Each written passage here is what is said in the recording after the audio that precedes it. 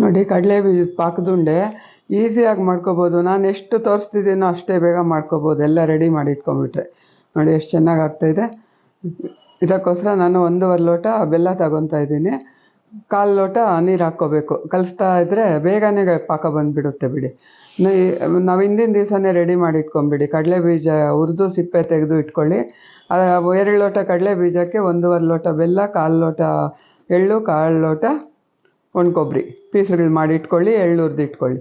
ನೋಡಿ ಈ ಥರ ನೀರಲ್ಲಿ ಹಾಕ್ಕೊಂಡ್ರೆ ಹೀಗೆ ಅಳ್ಕೊಂಡಾಗ ಇಲ್ಲ ಇನ್ನೊಂದು 2 ನಿಮಿಷ ಬರಬೇಕು ಪಾಕ.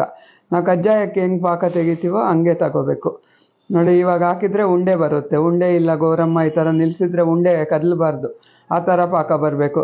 ಮೆತ್ತಗೆತ್ಕೊಂಡ್ರೆ ಉಂಡೆ ಕಟ್ಟಲಿಕ್ಕಾಗಲ್ಲ. ನೋಡಿ ಇವಾಗ ಕರೆಕ್ಟಾಗಿ ಆಗಿದೆ. ಇವಾಗ ಇದಕ್ಕೆ ಕಡಲೆ ಬೀಜ, ಎಳ್ಳು, ಕೊಬ್ಬರಿ ಹಾಕ್ಬಿಟ್ಟು ಎಲ್ಲ ಮಿಕ್ಸ್ ಮಾಡ್ಕೋಬೇಕು. ನೋಡಿ 2 ಲೋಟ ಕಡಲೆ ಬೀಜ, 1/4 ಲೋಟ ಕೊಬ್ಬರಿ, 1/4 ಲೋಟ ಎಳ್ಳು ಮಿಕ್ಸ್ ಮಾಡಿದಾಗ ನೀರಿದ್ದಂಗೆ ಅನಿಸುತ್ತೆ. ಇಲ್ಲ ಕರೆಕ್ಟಾಗಿ ಆಗುತ್ತೆ ಮಿಕ್ಸ್ ಮಾಡಿದ ಮೇಲೆ. ಇದು ಬಿಸಿ ಬಿಸಿ ಇಲ್ಲ 2-3 ಇದ್ದರೆ ಕೆಳಗೆ ಹಾಕ್ಕೊಂಬಿಟ್ಟು ಒಂದು ತಟ್ಟೆ ಒಳಗೆ 3-4 ಜನ ಇದ್ದರೆ ಕೈ ತವ ಮಾಡ್ಕೊಂಡು ಉಂಡೆ ಕಟ್ಬಿಡಿ, ಬೇಗ ಆಗೋಗುತ್ತೆ. ಒಬ್ಬರೇ ಆದರೆ ನಾವು ಅರ್ಧ ಕಟ್ಟೋದ್ರೊಳಗೆ ಇದು ಗಟ್ಟಿ ಆಗುತ್ತಲ್ವ. ಮತ್ತೆ ಒಂದು ಸರಿ ಸ್ಟವ್ ಮೇಲೆ ಇಟ್ಕೊಂಡು ಸ್ವಲ್ಪ ಬಿಸಿ ಮಾಡ್ಕೊಳ್ಳಿ, ಆವಾಗ ಮೆತ್ತಗಾಗುತ್ತೆ, ಆವಾಗ ಕಟ್ಕೊಂಬಿಡಿ, ಸರಿ ಹೋಗುತ್ತೆ. ಅರ್ಥ ಆಯ್ತಲ್ಲ? ಗಟ್ಟಿ ಆದರೆ ಸ್ಟವ್ ಮೇಲಿಟ್ಟು ಕಲಸಿ 1 ನಿಮಿಷ ಬರುತ್ತೆ, ಇದು ಪಾಕ ತೇವ ಬರುತ್ತೆ ಬಿಸಿಗೆ, ಆವಾಗ ಕಟ್ಕೊಂಬಿಡ್ಬೋದು. ನಾನು ಕೊಬ್ಬರಿ ಮಿಠಾಯಿನೂ ಅದು ಒಂದೇ ಸರ್ತಿ ಹಾಕಿದ್ದು, ಅದಕ್ಕೆ ಅದ್ರ ಪಕ್ಕನೇ ಇಟ್ಟಿದ್ದೀನಿ.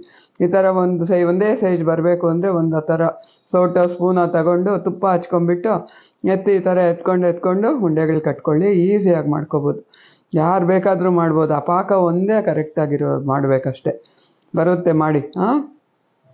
ಮಾಡ್ಕೊಂಬಿಟ್ಟು ಹೇಗೆ ಬಂತು ಅಂತ ಫೋಟೋ ಹಾಕಿ ಲೈಕ್ ಮಾಡಿ, ಶೇರ್ಗಳು ಮಾಡಿ, ಕಾಮೆಂಟು ಮಾಡಿ, ನನಗೆ ಫೋಟೋ ಕಳಿಸಿ, ನಾನು ನಿಮ್ಮ ಫೋಟೋ ಎಲ್ಲ ಹಾಕ್ತೀನಿ.